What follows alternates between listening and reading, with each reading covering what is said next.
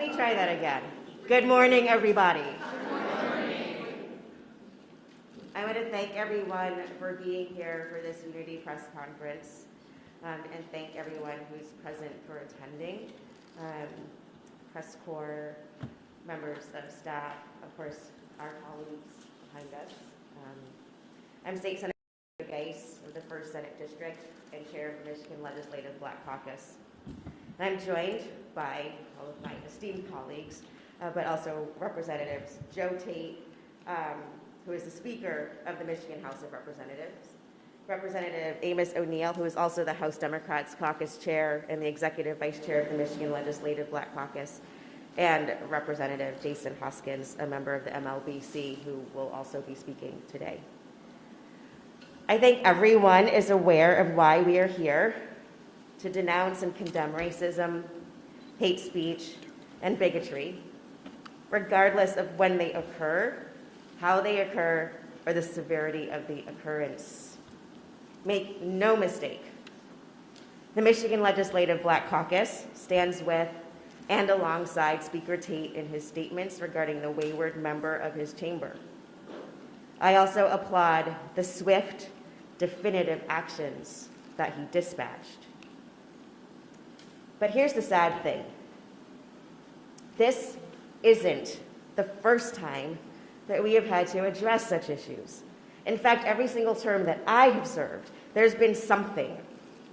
Whether it's a member saying, well, we can't make them white, or a member talking about how those people aren't welcome at their kids' school on their social media, to a leader of one of the chambers comparing abortion to slavery, to a member having the temerity to wear a Confederate flag on his face, to, when it comes to policy issues, people, including those we thought were allies, asking, well, is that really happening regarding the Crown Act legislation, to having to defend the importance of teaching accurate history and debunk nonsense about critical race theory.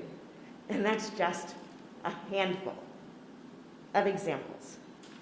Partially because we only have a certain amount of time today, and also those are the ones that made local and sometimes national headlines. Now you see these racist, bigoted instances of rhetoric, whether microaggressions or remarkably misguided ways of thinking, harms the entire community and ecosystem here. Legislators, staff, partisan and nonpartisan, sergeants, and yes, the press and the lobby corps.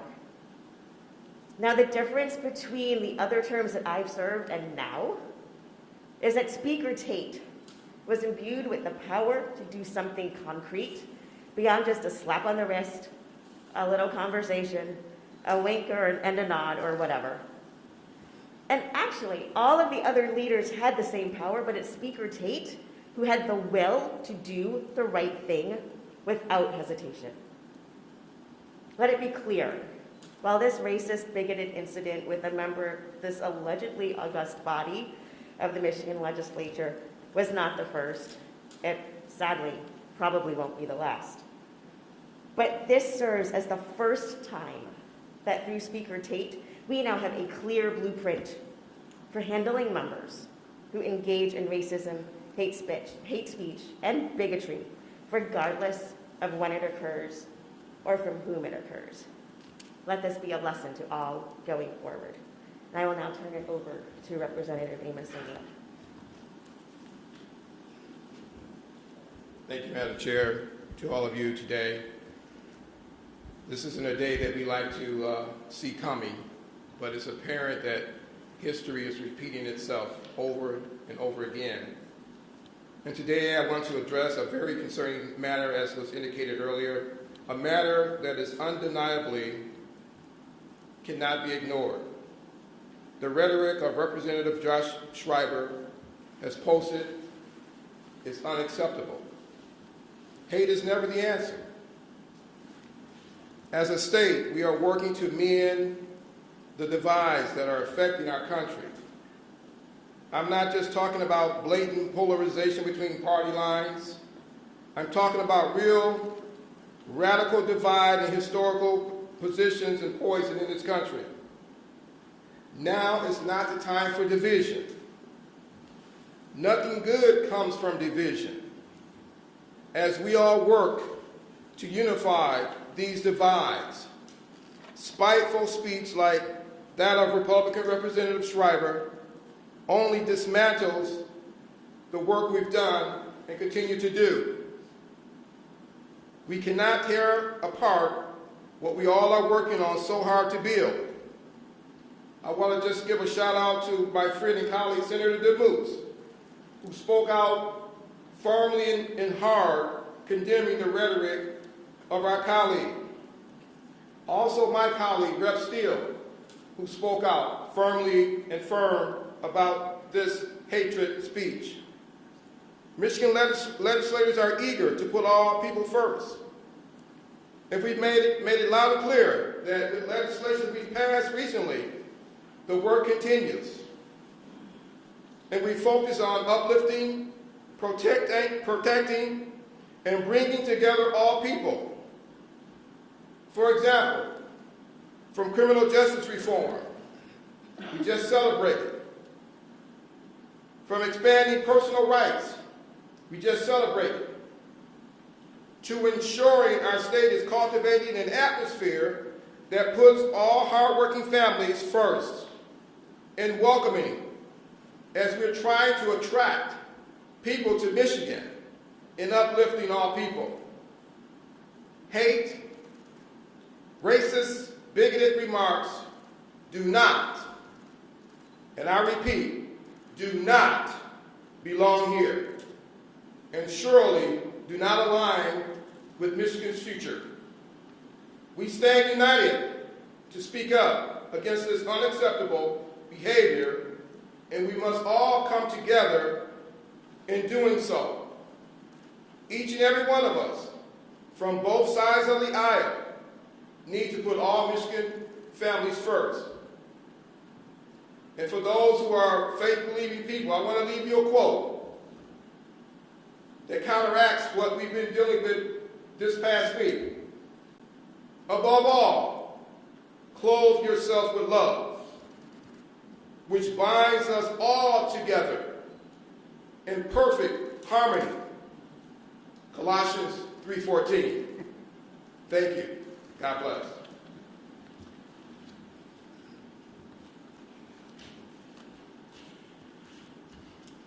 Good morning, everybody. I'm State Representative Jason Hoskins. I'm from Michigan's 18th District. And well, I can say, last week, when I was thinking about this week and what it would look like, this was certainly not the plan. I plan to do what many of us plan to do here in the Michigan House of Representatives. I plan to serve our district, serve our state. I plan to advance different policies that move our state forward. I had different plans for this Wednesday. Unfortunately, last Wednesday changed that, because last Wednesday is when I saw that Representative Shriver, without context, out of nowhere, decided to post baseless, racist, dangerous conspiracy theories. So my plans changed. And now I have to do the thing that many of my colleagues have to do, that many black people have to do, that many people of color have to do, that many people from marginalized groups have to do. I now have to educate people on the complex nuances of racism and discrimination for my mere survival, simply because of, and for no reason other than, I exist as a black person. I exist as a person of color. I exist as a person from two marginalized groups of people. And it's frustrating, and it's exhausting, and it's particularly infuriating when it comes from somebody from this chamber. Because when you're elected to the Michigan House, you have a duty to serve all of your constituents. You have a duty to keep them safe. And the promotion of replacement theory is antithetical to that duty. When you are elected as a representative here in this chamber, in this body, and you promote dangerous and racist rhetoric and conspiracy theories, it demands and requires collective action from this body.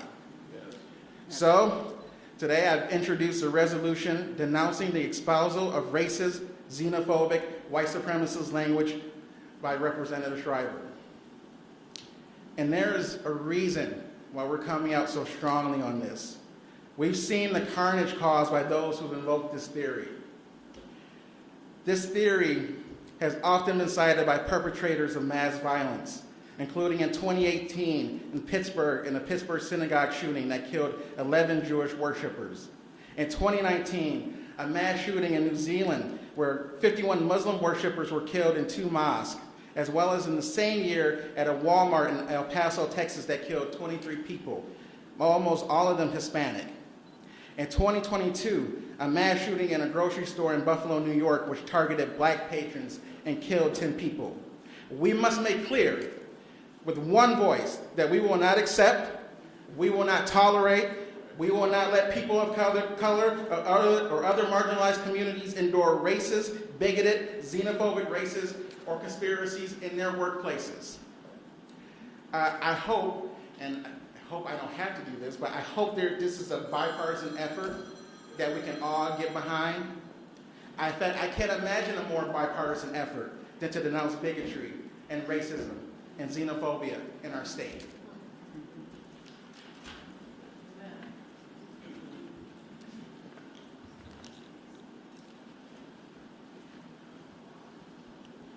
Third world problems. Thank you, representatives. Speaker Tate is going to speak later during session, correct?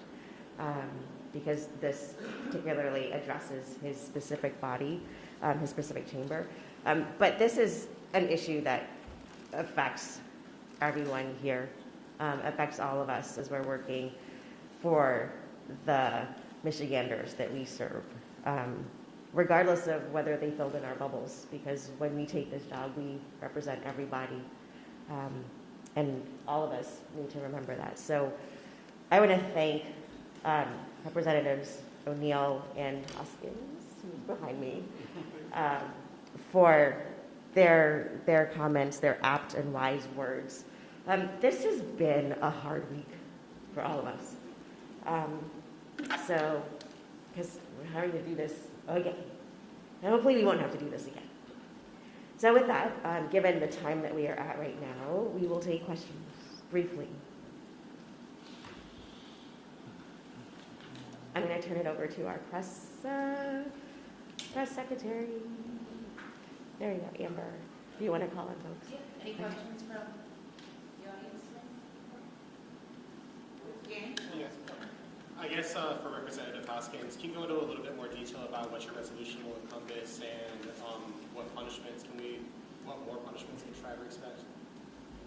Sure. I mean, it's actually a pretty straightforward resolution, and the title encompasses actually all of what's in that resolution. I mean, obviously there's more to it, but it really does go into denouncing the racist and xenophobic and white supremacist language that we've seen from the last week.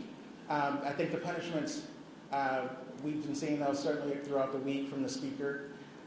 His strong leadership on this has been really appreciated, but this gives us, as a whole, the Michigan House an opportunity to really speak out against this hateful rhetoric.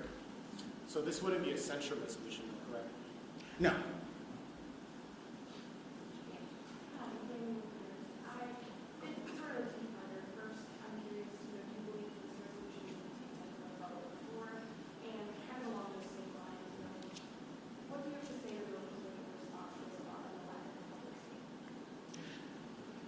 Well, they'll certainly get their chance to respond this afternoon.